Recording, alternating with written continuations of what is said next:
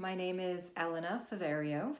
Today, I am going to be reading Book 5 of the Iliad, which is Diomedes Goes to Battle.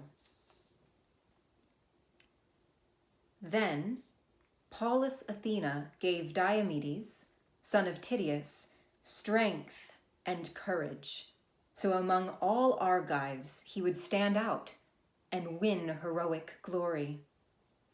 She made his helmet blaze with tireless flames, his shield as well, like a late star in summer, which shines especially bright, newly risen from its bath in ocean's streams. Around his head and shoulders, the goddess put a fiery glow, then drove him forward, right into the middle of the strife, the killing zone, where most warriors fight. Among the Trojans was a rich and honorable man called Dares, priest of Hephaestus.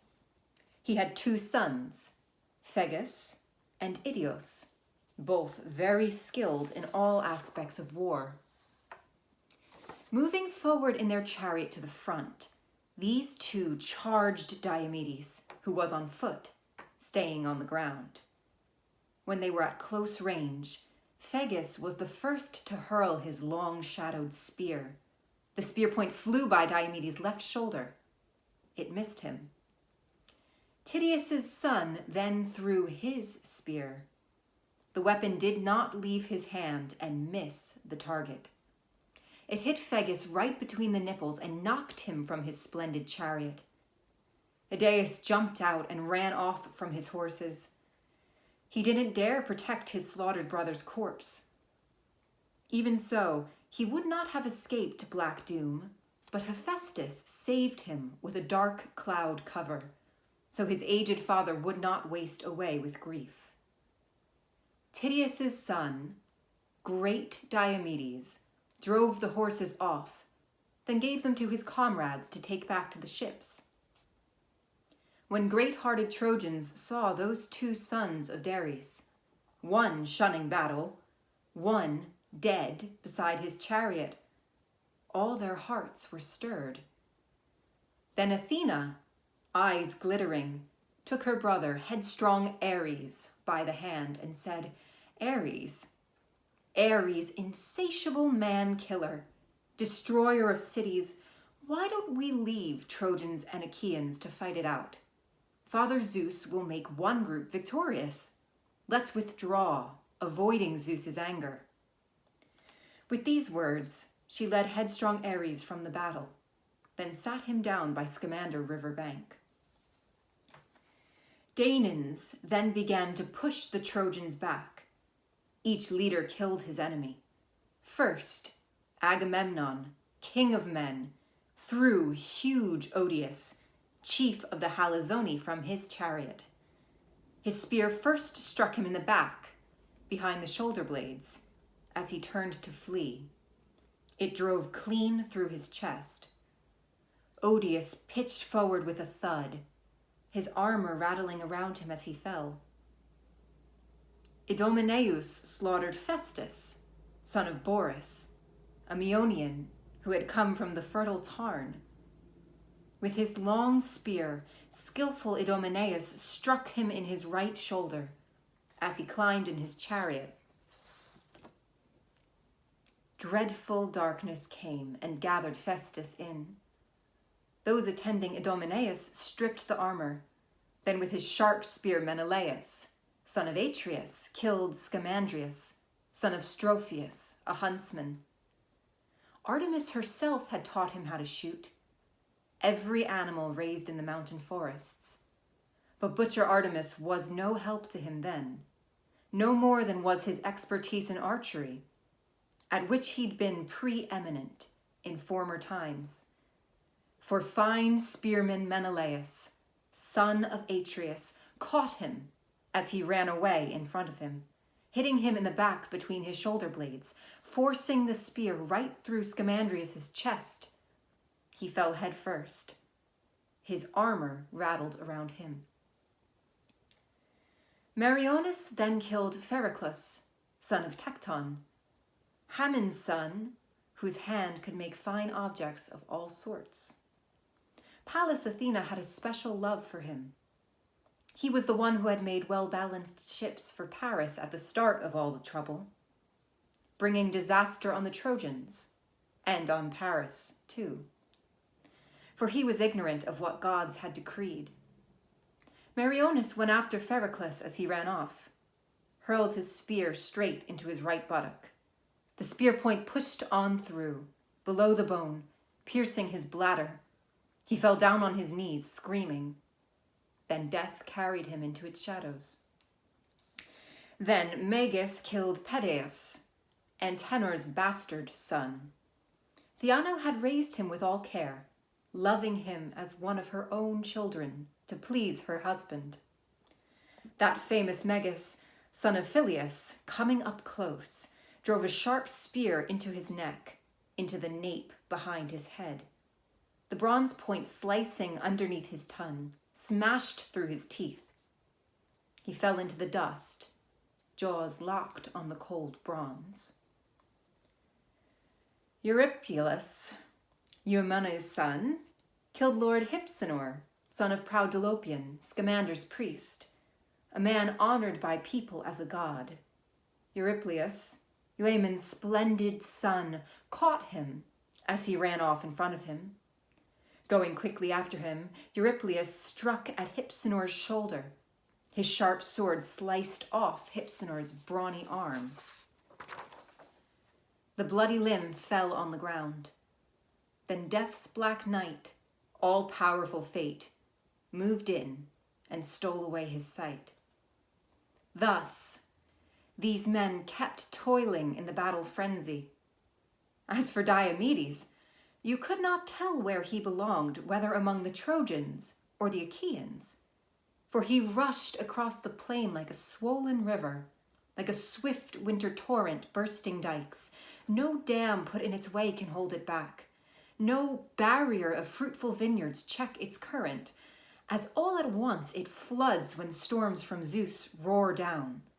It knocks aside all fine things built by farmers, hard-working men. That's how the son of Tydeus drove the dense ranks of Trojans into mass confusion. For all their numbers, they could not contain him. Lycaon's fine son saw Diomedes moving fast along the plain, pushing Trojan ranks in front of him in complete disorder. He quickly bent his bow, taking aim at Diomedes.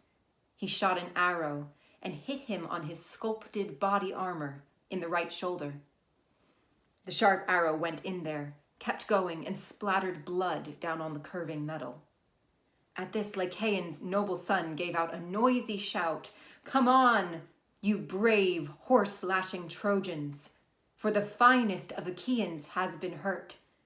I don't think he'll long survive my arrow's force, if Apollo, son of Zeus, really was the one who put it in my heart to leave Lycia." That's what Lycaon's son cried out, boasting aloud. But his sharp arrow had not killed Diomedes, who moved back to stand beside his chariot and horse. He called to Sthenelus, son of Capaneus. "My friend, son of Capaneus, come on and get down from the chariot, so you can pull this sharp arrow from my shoulder for me." Diomedes spoke. Sthenelus jumped down on the ground. Standing beside him, he pulled out the sharp arrow stuck in his shoulder. Blood seeped through the woven shirt. Diomedes, expert in war cries, then spoke this prayer. "Hear me, Athena, unwearied daughter of Aegis-bearing Zeus. If you've ever loved my father, stood by his side in murderous combat, be my friend now. Grant that I kill this man, that I come a spear's throw from the one who hit me unexpectedly, and now boasts about it, saying I won't see daylight for much longer." As Diomedes prayed, Pallas Athena heard. She put fresh strength into his legs and upper arms. Standing close beside him, she spoke. Her words had wings. Take courage, Diomedes, in this fight with Trojans. I've put your father's strength into your chest, that shield-bearing horseman's fearless power. And I've removed the filter from your eyes, which covered them before, so now you'll easily distinguish gods from men. If a god comes here and stands against you, don't offer to fight any deathless one except for Aphrodite, Zeus's daughter. If she fights, go at her with your sharp bronze. Bright-eyed Athena left. Diomedes charged off, joining at once those soldiers fighting in the front, his spirit on fire to battle Trojans, seized by frenzy 3 times greater than before. He was like a lion slightly hurt by a shepherd guarding his sheep flock out in the wilds, when it jumps the wall into the pen. But he's not killed it. The wound rouses the beast's strength. The shepherd can't keep the charging lion from his sheep, who, left unguarded, panic. Huddled in a mass, they crowd in on one another. So the lion, in this hot rage, leaps over the wide sheepfold wall. That's how strong Diomedes went to fight the Trojans in his angry fury. First, he killed Astinus, and then Hyperon, a shepherd of his people. His bronze spear hit one right above the nipple. His huge sword struck the other on the collar by the shoulder, slicing through the shoulder bone, severing it from Hyperon's neck and back.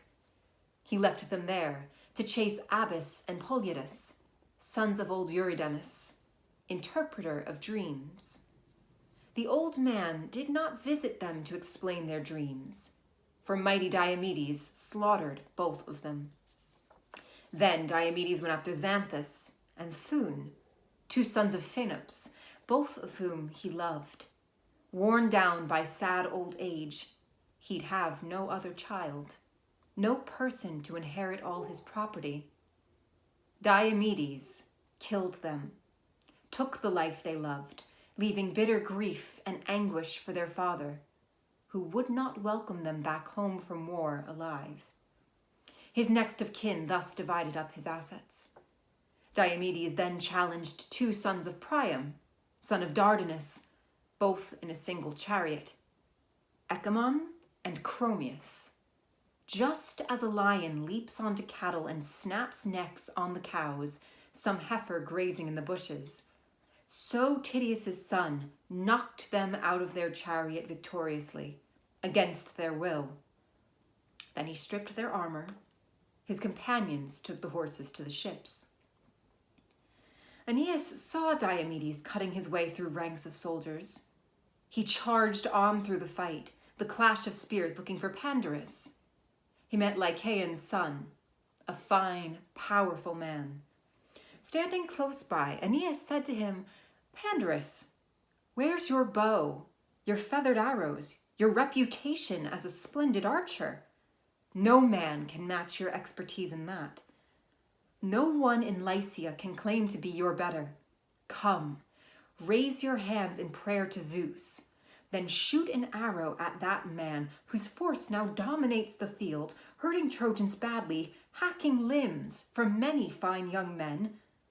Unless, of course, it is some angry god, displeased with Trojan sacrificial gifts. It's hard to stand against a raging god." To Aeneas, Lycaon's fine son then replied, "Aeneas, counselor to bronze-armed Trojans, for all I see, I think that man must be the warlike son of Tydeus. I know him by his shield, the visor on his helmet, and by looking at his horses. I'm not sure he's not a god, but if he's the man I think he is, the fierce son of Tydeus, he could not be charging at us in this way without some help from some god beside him, an immortal with a covering cloud around his shoulders, the god who pushed aside that sharp arrow which struck Diomedes. for I've already shot an arrow at him, hit his shoulder through that molded armor. I thought I'd shipped him straight to Hades, but I didn't kill him. The man must be some angry god. But we've no horses here, no chariot for me to chase him in. In storage in Lycian's house somewhere, there are 11 chariots, new ones too. They're beautiful and made just recently, but covered up with drapes. Beside each one stands pairs of horses munching wheat and barley. When I was coming here, old soldier Lycian in his well-built home gave me some advice. He told me to take chariots and horses when I led Trojans to the hot heart of war. But I didn't follow his advice. If I had, things would have been much better for me. But I worried about the horses. They'd lack forage with so many men all crammed together, and they were used to eating very well. I left them and came to Troy to fight on foot, relying on my expertise in archery.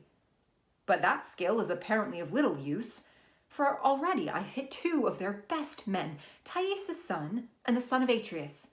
I've drawn blood from both of them, it's true, but that just made them much more dangerous. It was an evil time. That day I took my curved bow off its peg to lead my Lycians to lovely Troy, a favor for Prince Hector. If I get home and see with my own eyes my native land, my wife, my large and lofty home, let someone chop my head off on the spot if I don't smash this bow with my own hands and throw the pieces into the blazing fire. For me, it's been completely useless.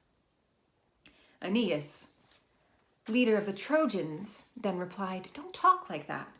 Things won't change at all unless the 2 of us go out to challenge Diomedes with a chariot and horses until we confront him with our weapons. Come, get in my chariot. Then you'll see how good these horses are from Tros' stock, skilled in rapid movement on the plain, in all directions, in pursuit or in retreat. This pair will take us safely to the city should Zeus give victory to Diomedes. Let's go. Take the whip and the glistening reins. I'll leave you the horses so I can fight. Or if you fight him, I'll control the horses." Lycian's fine son then said in reply, "Aeneas, you should take the reins yourself. Guide your own horses, for they will pull your curving chariot that much better with a driver they're accustomed to, if we must flee Tydeus' son this time. If they miss your voice, they may shy or panic or refuse to charge straight into battle. Then the son of great-hearted Tydeus in his attack may kill us both and lead these swift horses off. You drive the chariot, guide your horses. I'll do battle with him. My spear will give him a sharp welcome." They finished talking, climbed up together, and set off, riding out in a fine chariot, both keen to kill, driving the swift horses against Tydeus' son. Seeing them coming, Sthenelus, Capenius' brave son, at once spoke up to Diomedes. His words had wings. "Diomedes, son of Tydeus, my heart's true friend, I see 2 men approaching, eager to attack you. 2 powerful men, an outstanding team. One is Pandarus, the skillful archer who boasts he is Lycaon's son. The other is Aeneas, proud Anchises' son. That's his claim. His mother's Aphrodite. So come, let's retire with the horses in case our quick charge through the killing zone ends up costing you your precious life."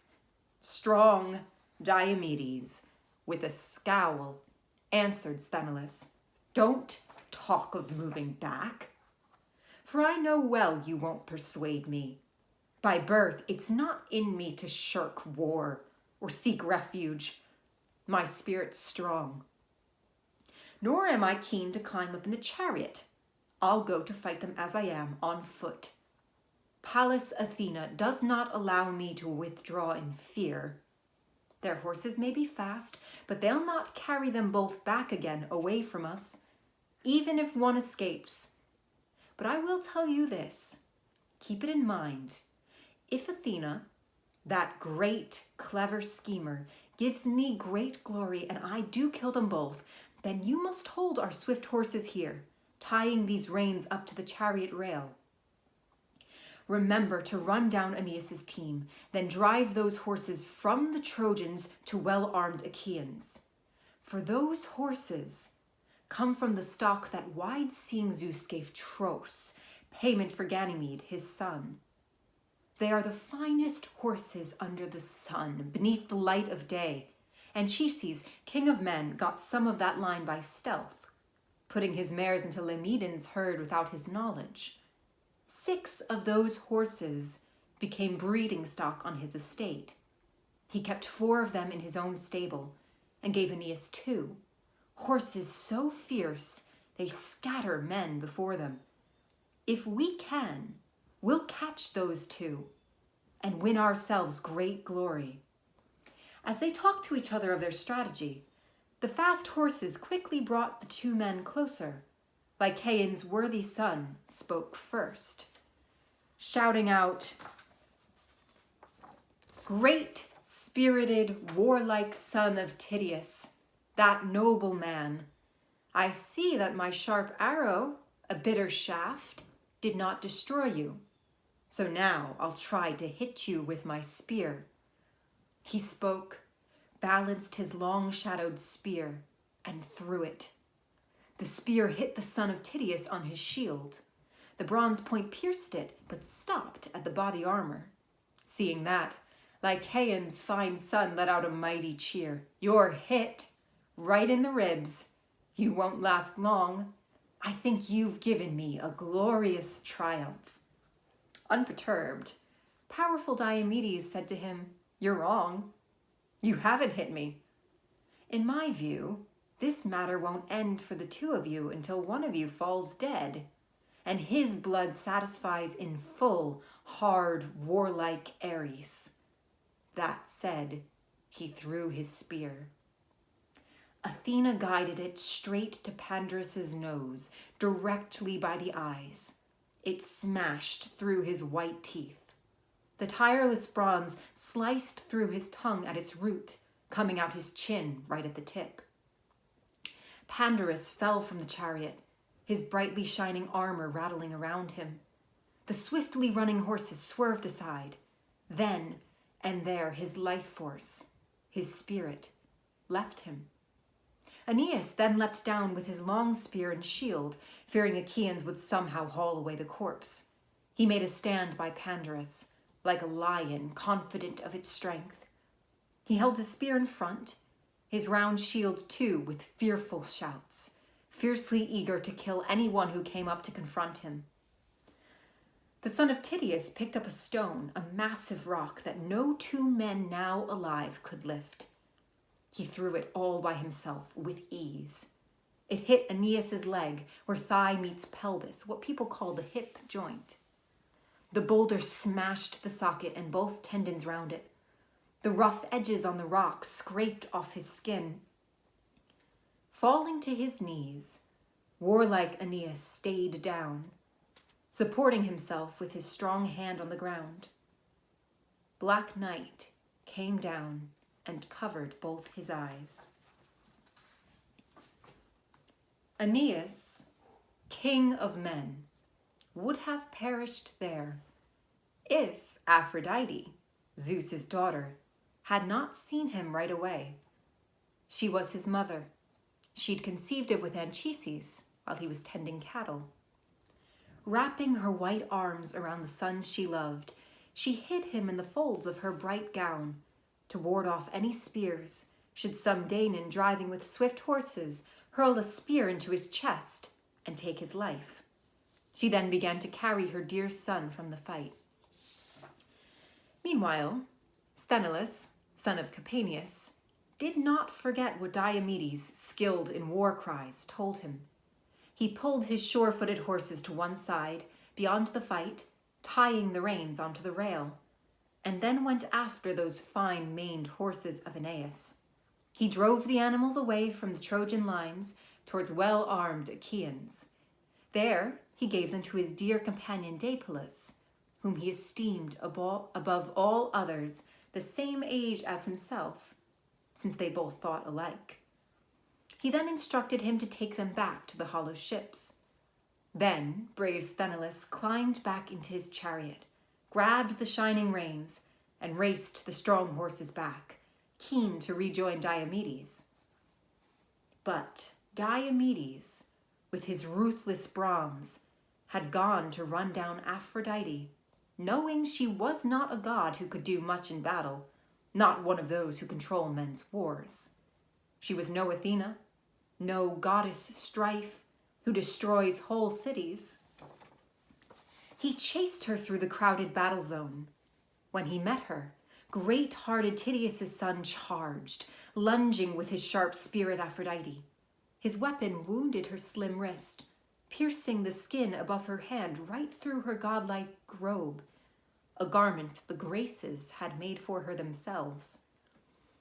Immortal divine fluid then flowed out, ichor, which circulates only in the blessed gods who do not eat food or drink down gleaming wine.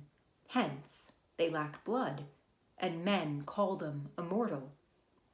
Aphrodite screamed wildly and let go of her son, but Phoebus Apollo caught him in his hands, then shielded him with a dark cloud, just in case some fast-riding Danon threw a spear into his chest and took away his life. Then Diomedes, expert in war cries, shouted loudly, "Daughter of Zeus, leave war and fights alone. Isn't it enough for you to fool around with feeble women? If you start loitering on the battlefield, I think the war will make you shake with terror, even though you learn about it from a distance." Diomedes spoke. Aphrodite left in agony, distressed and fearful. Wind-swift Iris came to her, led her off out of the crowd, moaning in pain, her fair skin stained and wounded. She came across fierce Ares, seated on the left flank of the fight, his spear and his fast horses resting on a cloud. Falling on her knees, she implored her dear brother, pleading hard for his golden-brided horses. "Dear brother, save me. Give me your horses so I may go back up to Mount Olympus, the immortals' home. My wound pains me a lot. A mortal man struck me with his spear, Tydeus' son, who'd now fight with Father Zeus himself." At this, Ares gave her his golden-brided horses. She climbed up in the chariot, her fond heart suffering. Getting in beside her, Iris picked up the reins, then lashed the horses forward. They flew on willingly. At once they reached the god's home, steep Olympus. There, swift-winged Iris stopped the horses, untied them from the chariot, and gave them heavenly fodder. Aphrodite threw herself into her mother's lap, divine Dion, who took her daughter in her arms, caressed her with her hand, and then said, "My dear child, which of the heavenly gods has done this? Acted so brazenly against you, as if you'd done something evil in broad daylight?" Laughter-loving Aphrodite answered her, "Proud Diomedes, son of Tydeus, wounded me, for I was carrying off Aeneas, my dear son, away from battle. Of all men, he's the one I love the most. Now grim war is not just Trojans and Achaeans, for Danons fight against immortals too." Dion, queen among the goddesses, replied, "Be brave, my child. Hold on, though you're in pain. Many of us living on Olympus have been hurt by men in our attempts to bring harsh troubles on each other. Ares suffered too, when mighty Otis and Ephialtes, children of Elotus, tied him up in powerful manacles, then kept him prisoner in a brass jar for 13 months. Ares would have died there with all his war lust if their stepmother, fair Ereboa, had not told Hermes. He stole Ares secretly. Ares was exhausted. That harsh imprisonment was breaking him. Hera suffered as well when Hercules, the powerful son of Amphitryon, hit her right breast with a 3-barbed arrow. She was racked by pain beyond all cure. With them, Huge Hades also suffered from a sharp arrow when this same man, this Hercules, son of Aegis-bearing Zeus, shot him in Pylos, among the corpses there, afflicting pain. Hades went straight to Zeus, at home on Mount Olympus, his heart enraged, in agony, the arrow buried deep in his strong shoulder. He was incensed. Paeon healed him with pain-killing herbs smeared on the wound, for Hades was immortal.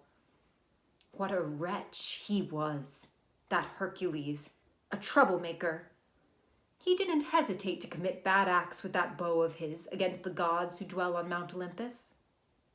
But Athena, bright-eyed goddess, prompted Tydeus' son to go at you.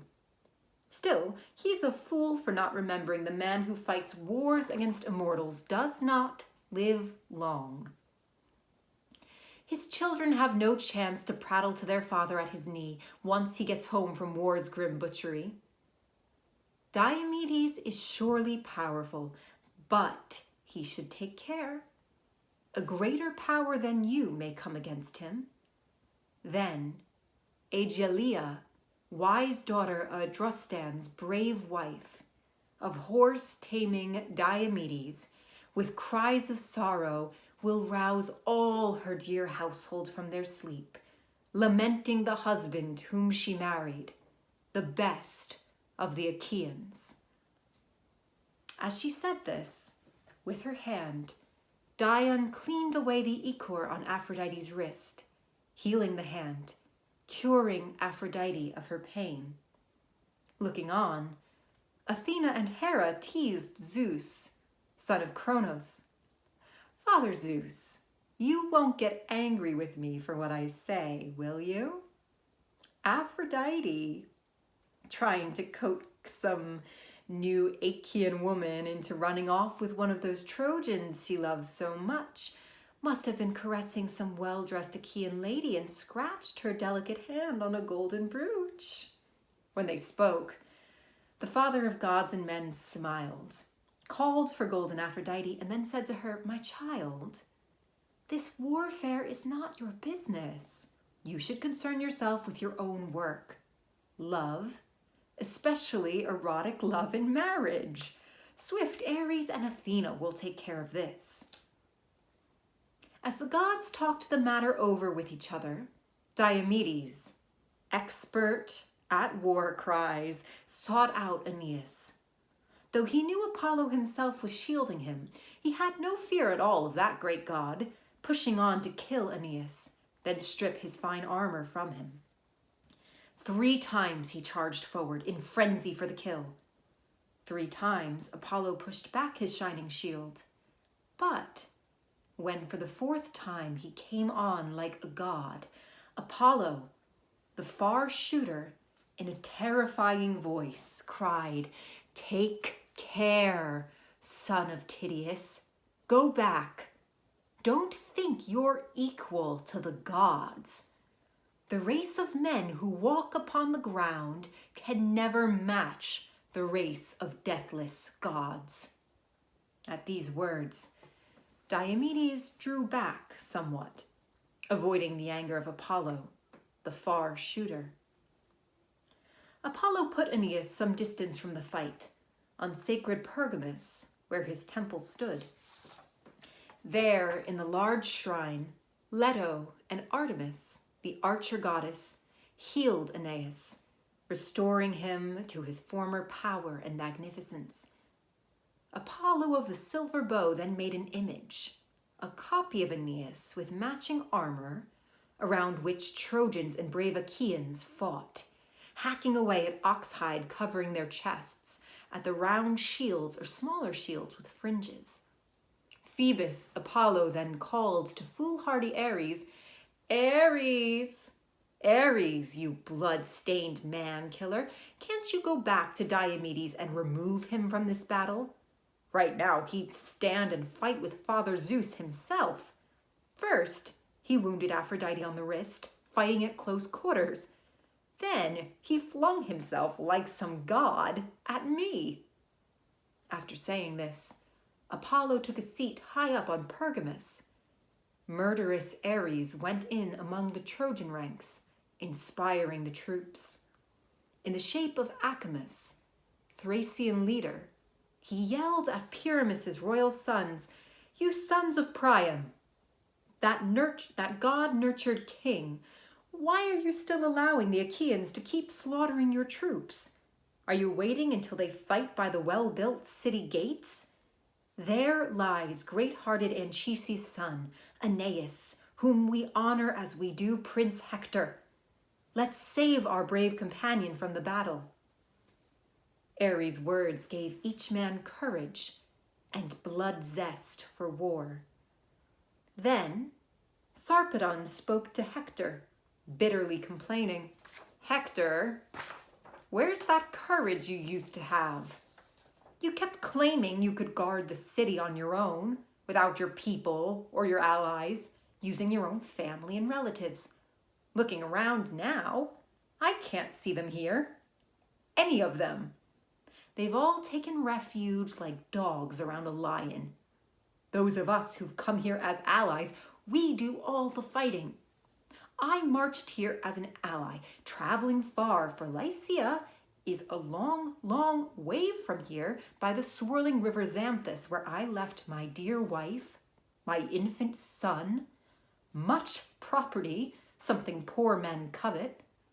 But for all that, I urge my Lycian troops to action. I stand and fight all corners on my own when I've nothing for the enemy to take. But you stand around without urging men to fight back or defend their wives. Watch out. You may become a prize yourself, a trophy for your enemies. You'll be like a fish snared in the meshes of a fatal net. They'll quickly smash your well-built city. You should be thinking of this day and night, imploring leaders of your famous allies to hold on staunchly, thus preventing them from mounting any serious complaints." Sarpedon's speech stung Hector's heart. Fully armed, he quickly jumped down from his chariot to the ground. Waving two sharp spears, he roamed through all the army, rousing men to fight, stealing hearts for dreadful war. Troops rallied once more and turned to face Achaeans. Argives, too, stood firm. The men did not withdraw, as on the sacred threshing floor wind blows the chaff, while men stand winnowing the crop. When Demeter, with her golden hair, separates the grain from the chaff in the rushing breeze, and piles of chaff grow whiter, so then Achaean troops grew white, covered with dust stirred up by horses' hooves. It colored the sky bronze. So the chariots came on to battle once again, wheeled round by drivers' strong, ferocious hands. Headstrong Ares assisted Trojans in the battle, concealing them in darkness, roaming everywhere, carrying out his orders from Phoebus Apollo, god with the golden sword, who told him to arouse the Trojan spirits when he saw Pallas Athena leave the fighting, for she was helping the Danaans. Apollo then sent Aeneas from his costly shrine, putting fighting strength into this warrior's heart, his people's shepherd. Aeneas rejoined his friends, who were overjoyed to see him safe and sound, alive, approaching with brave spirits. They did not question him.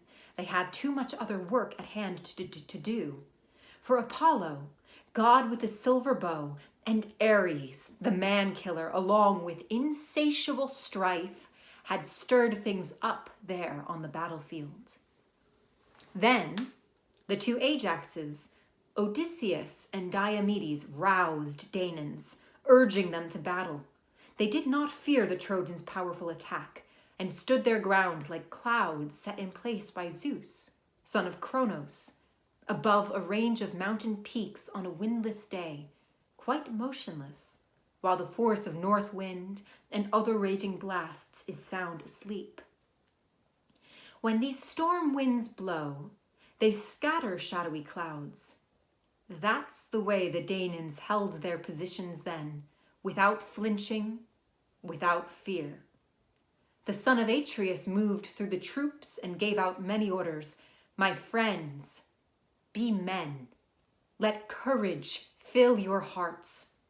In the heat of battle, remember honor, each man's reputation. When men recall their honor, more troops are saved than slaughtered. Those who run away lose life and fame. Agamemnon spoke, then quickly hurled his spear. He hit a good fighting man, comrade to Aeneas, great-hearted Deicon, son of Pergasus, whom Trojans honored as they did King Priam's sons. For he was quick to take his place among the best, the men who do their fighting at the very front. Mighty Agamemnon's spear struck against his shield, but the shield could not hold out. The bronze went through, piercing Deicon's belt and sinking in his gut. He fell with a thud, his armor rattling around him. Then Aeneas killed two of the best Danaans, Orsilochus and Crethon, whose father lived in well-built Fear, a man of property, descended from the river Alpheus, whose broad streams flow through Pylian land. The river bore Orsilochus, king of many men, and Orsilochus fathered great-heart Diocles, to whom were born twin sons, Orsilochus and Crethon, experts in all aspects of war. These two, once grown, came with Argives in black ships to Troy, city rich in horses, to win honor for Agamemnon and Menelaus, sons of Atreus. Death's final moment took them in. As two lions cared for by their mother in a deep, thick forest on a mountain peak, steal stout sheep and cattle and plunder people's farmsteads until they perish, killed by sharp bronze in the hands of men, so these two died, cut down by Aeneas. They fell like lofty pines. War-loving Menelaus felt pity for these two, seeing them die. He made his way through the men's front ranks, armed in glittering bronze, brandishing his spear.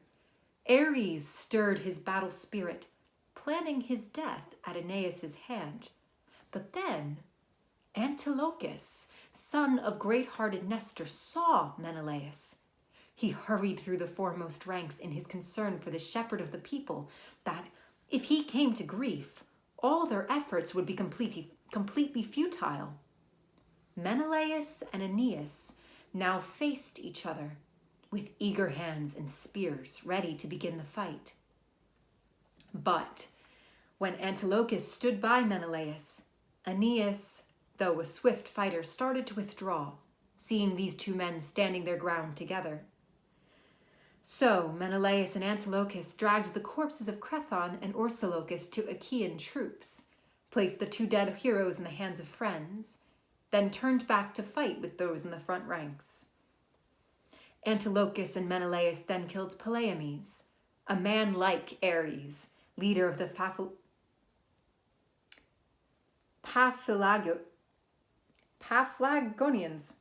We're going to take that one back. Antilochus and Menelaus then killed Palaemes. We're going to take it back one more time. Welcome to Book 5 of the Iliad. Antilochus and Menelaus then killed Palaemenes, a man like Ares, leader of the Paphlagonians, great-hearted, shield-bearing men. The son of Atreus, famous spearman Menelaus, struck him as he stood up in his chariot, hitting him right on his collarbone. Antilochus hit Mydon, Atimenius' noble son, the attendant driver, as he was wheeling his sure-footed horses around. He struck him with a rock, square on the elbow. The reins, decorated with rich ivory, fell from his hands down onto the dusty ground. Antilochus sprang out, and with his sword struck Mydon on the temple. Gasping with pain, Maiden pitched over and tumbled from the well-made chariot headfirst, his head and shoulders disappearing in the dust. For some time he stayed stuck, buried in deep sand, until his horses kicked him flat, level with the dust, stamping him into the ground, as Antilochus whipped them on, leading them back to Achaean troops. Hector saw this from the lines. He ran against them, shouting wildly, with strong Trojan soldiers in support. Leading these men came Ares, along with fearful strife, bringing war's pitiless and murderous confusion. Ares worked with a huge spear in his hands, moving round, sometimes behind Hector, sometimes in front of him. When Diomedes, skilled in war cries, noticed Ares, he shuddered. Just as a man crossing a large plain stops at a raging river rushing to the sea, looks helplessly at swirling foam and moves away, so Tydeus' son backed off then, saying to his men, "My friends, we're so amazed Prince Hector is such a spearman, so courageous, warlike, but he's always got some god beside him to ward off destruction. Right now, it's Ares he has with him, looking like a mortal man. Stay turned towards the Trojans, but fall back. Don't try to battle on against gods." Diomedes spoke. Trojans then approached much closer. Hector killed 2 men, keen warriors, Menethus and Anchialus, both riding in a single chariot. Seeing them fall, great Telamonian Ajax felt pity. He approached, stood firm, then threw his shining spear. The spear struck Amphius, son of Selagus, who owned much property in Paesus with many crops. Fate led him to become allied with Priam and his sons. Ajax, son of Telamon, hit Amphius in the belt. The long-shadowed spear struck hard, low in his gut. He collapsed with a crash. Noble Ajax ran up to strip the armor off, but Trojans showered him with bright, sharp spears. His shield took many hits. Pushing his heel into the corpse, he pulled out his bronze spear, but the hail of weapons stopped him stripping off Amphius' splendid armor from his shoulders. He feared the brave, fierce Trojan standing by the corpse, for many spearmen crowded him and forced him back. And Ajax, for all his massive size and strength, for all his courage, had to move back, shaken.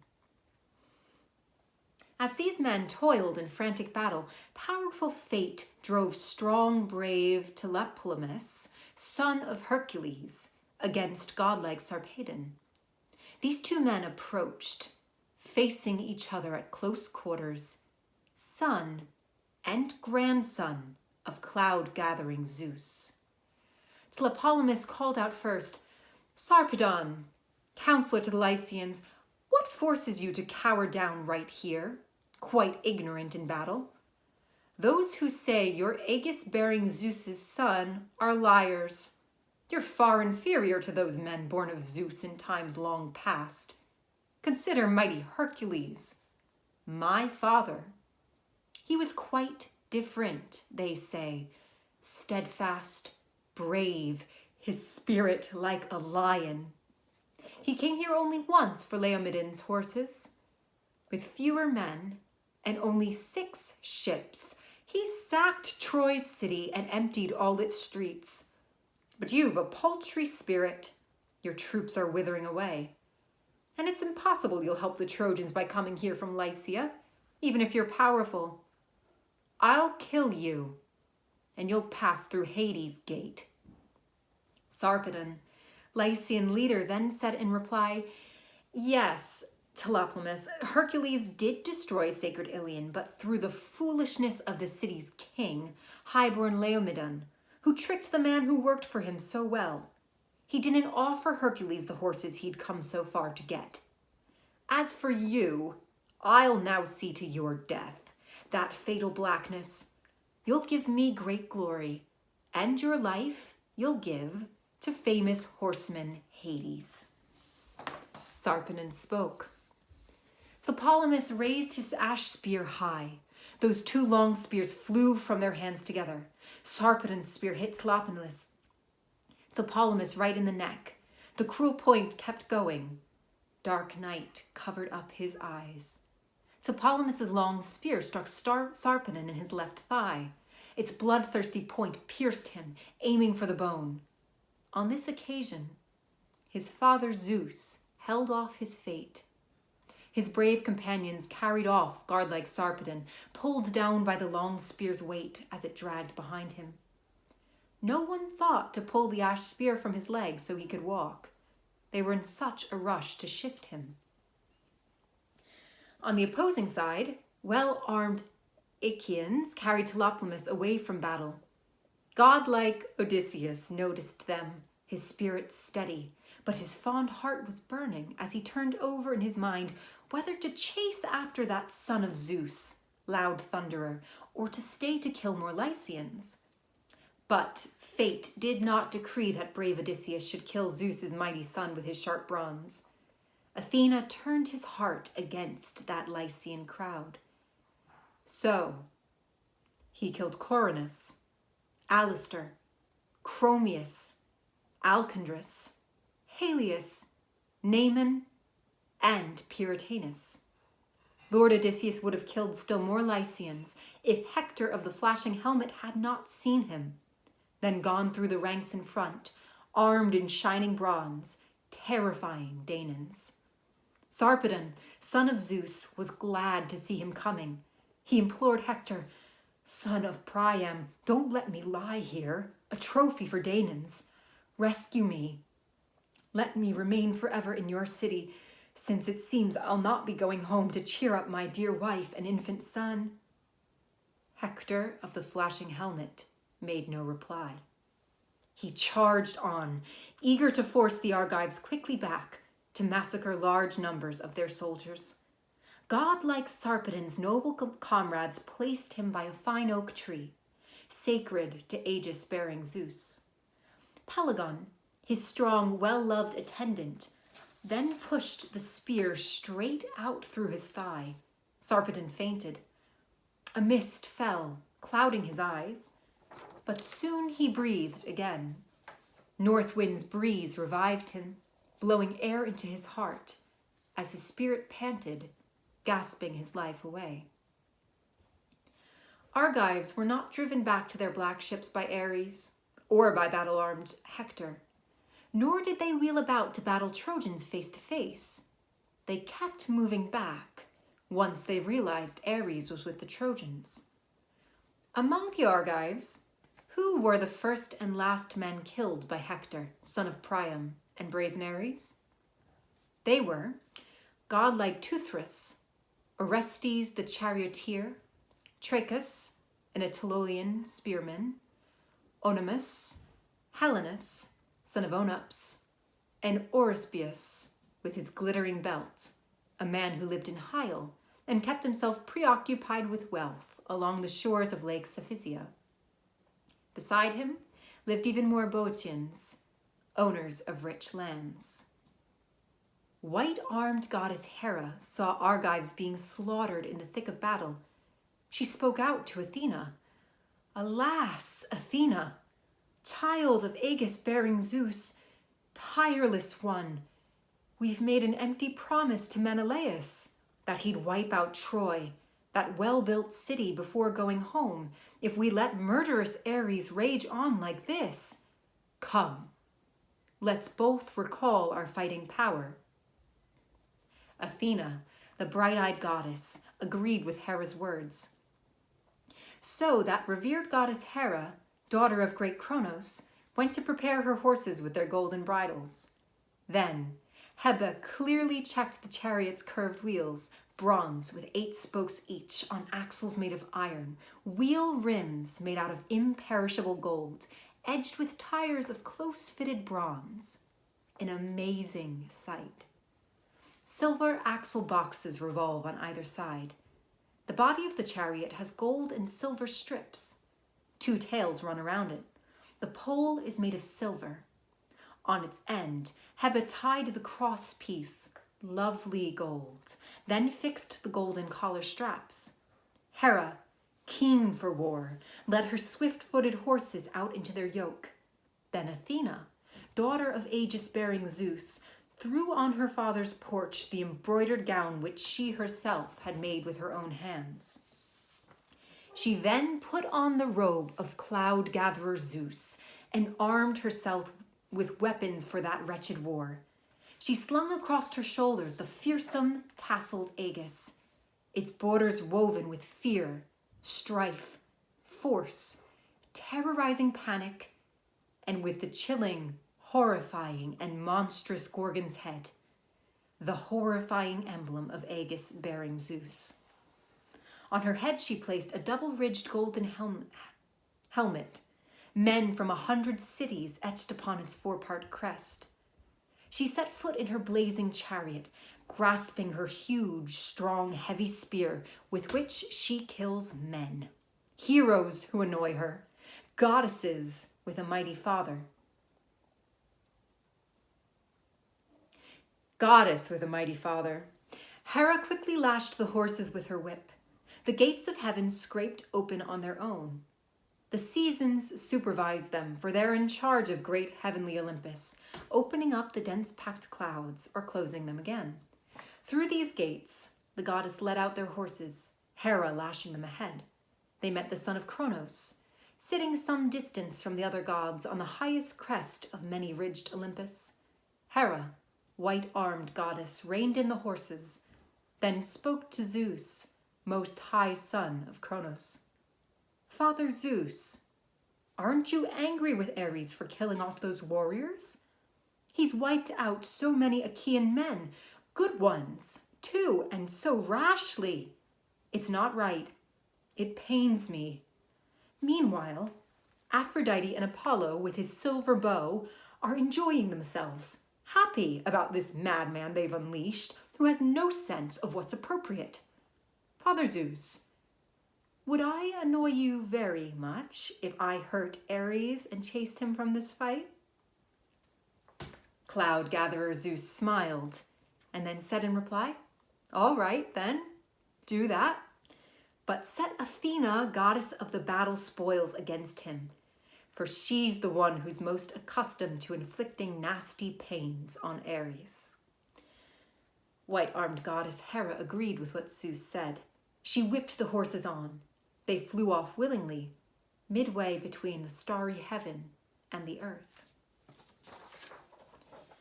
As far as a man on a height can see in the distant haze as he looks out across the wine-dark sea, that's how far God's snorting horses vault in just one stride. When they came to Troy's two flowing rivers, where the Simois and the Scamander meet, white-armed goddess Hera stopped the horses, loosed them from the chariot, and hid them in thick cloud. Simois produced ambrosia for them to eat.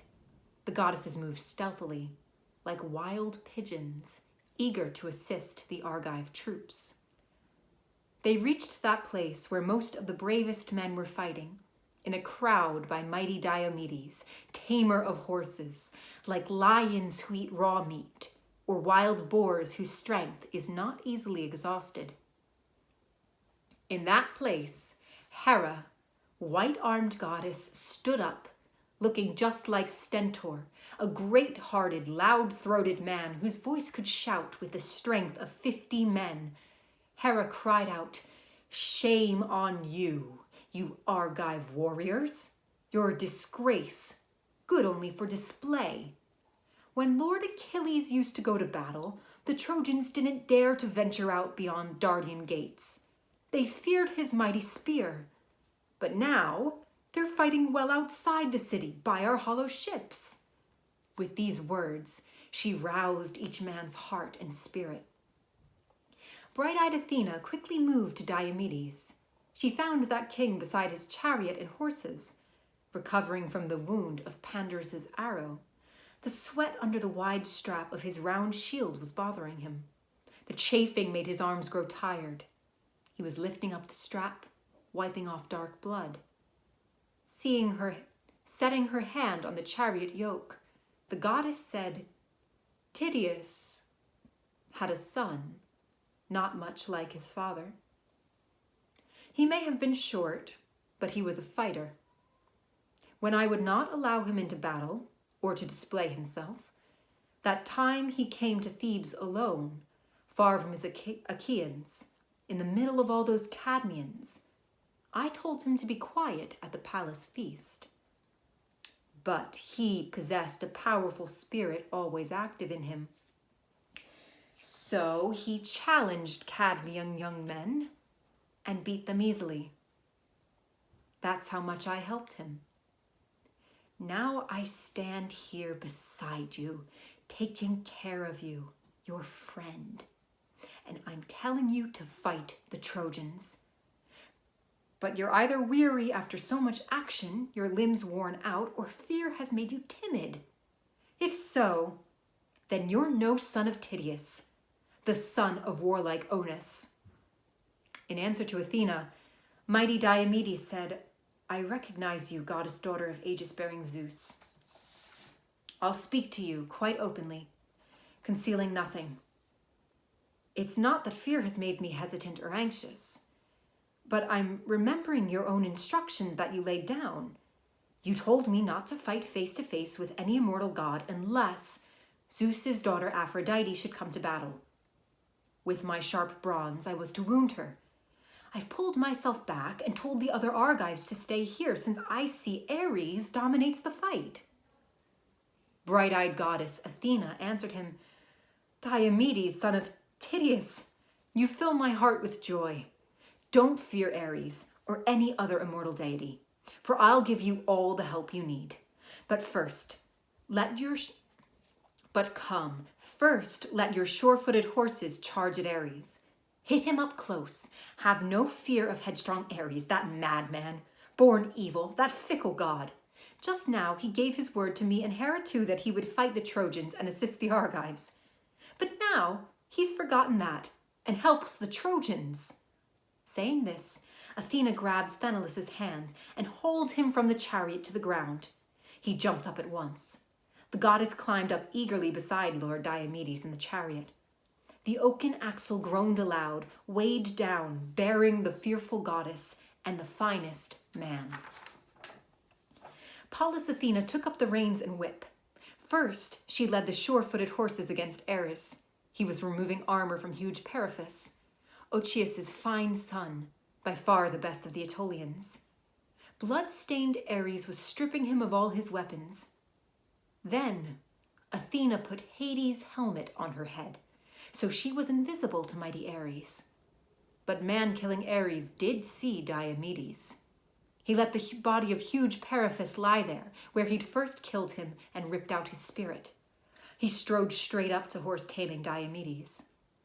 When the two came to close quarters and faced each other, Ares thrust his bronze spear first, over the yoke and horse's reins, eager to take Diomedes' life.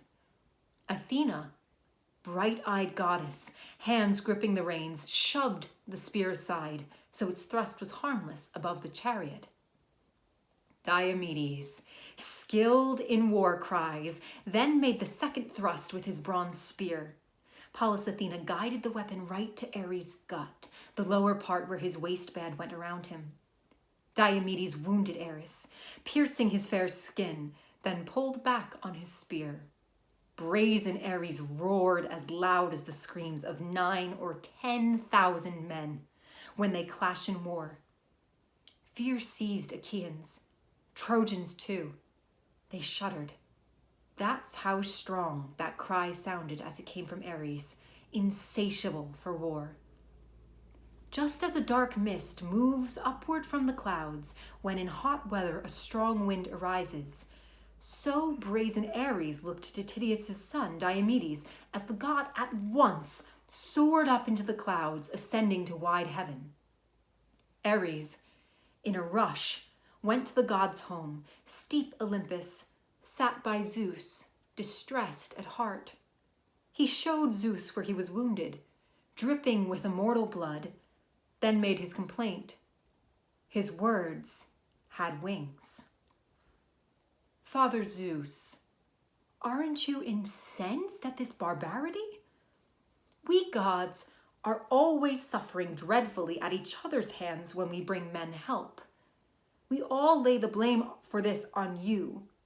For you gave birth to that insane young girl, your destructive daughter, always busy with some nastiness. All the other gods, all those on Mount Olympus, do what you say, and each of us is subject to your will.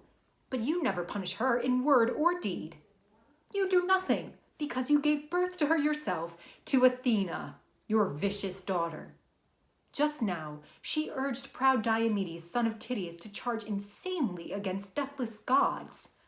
First, he attacked Aphrodite and struck her on the wrist. Then, he charged me, even me, like a god. But my quick feet took me away. If not, I'd be in lasting pain with the fearful dead, or have barely lived, wounded by bronze spears. Scowling at him, cloud-gatherer Zeus replied, "You hypocrite! Don't sit there whining at me. Among the gods who live on Mount Olympus, you're the one I hate the most. For you love war, constant strife and battle. Your mother, Hera, has an implacable, unyielding spirit. It's hard for me to control how she reacts to what I say. You're suffering because of her, through her conniving. That's what I think. But I'll leave you in pain no longer. You're my child. Your mother and I made you. But if you'd been born from any other god, by now you'd be lower than the sons of Uranus. You're so destructive." Zeus spoke. He instructed Paeon to heal Ares.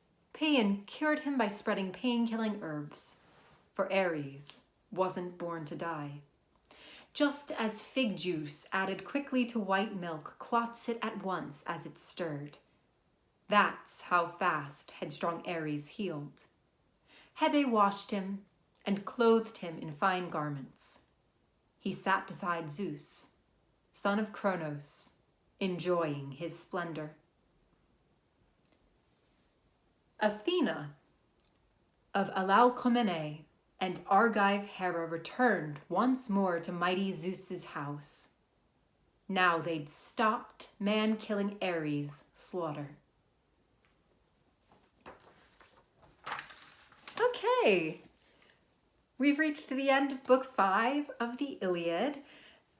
Thank you for joining us today and for joining us for all the various parts that we've got going up on a daily basis.